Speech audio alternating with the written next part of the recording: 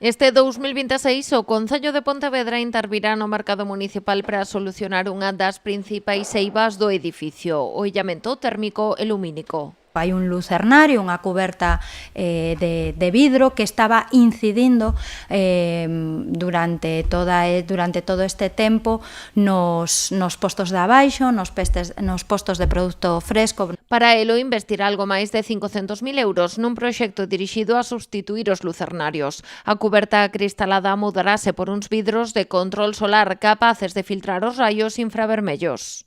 Ese vidrio pasa un 80% da luz solar que pasaría nun vidro que non tivese nada, pero pasa só un 20-25% de infravermellos. Os infravermellos son os que producen o quecemento dos alimentos e son os que presentan un problema sanitario. Despois crearase unha segunda pel interior que, ademais de actuar como protección adicional, incorporará unha intervención artística que estará retroiluminada con luz LED. Decidimos que paños de vidrio que van a tener un tamaño de 50 por 1,5 son suficientemente grandes como para que no se acumule mucho polvo, se pueden limpiar chorreando y la idea es que esta piel va sujeta a unas correas que se atornillan a las vigas principales y van en el sentido longitudinal del despiece contrapeadas para permitir que filtre el aire e que se pueda ventilar. Tamén que o ambiente de luz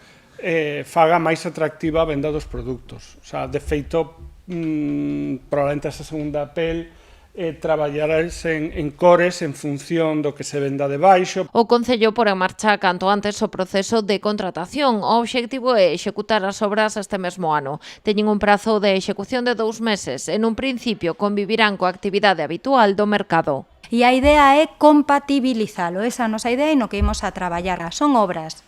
E as obras eu non me atrevo a dar un diagnose efectivo ata que. Por qué? Porque pode pasar calquera cousa, imos a tocar a estructura, eu non sei que vai a pasar. Gulías adiantou que esta é unha intervención máis no mercado, pero non será a última. O Goberno local traballa en novas fases do proxecto. A seguinte, dirixida a mellorar a climatización e a ventilación mecánica do edificio. E hai outro factor que eu quero tamén acometer e iría nunha segunda fase, que é o peche das arcadas frontais, que necesitamos facelo.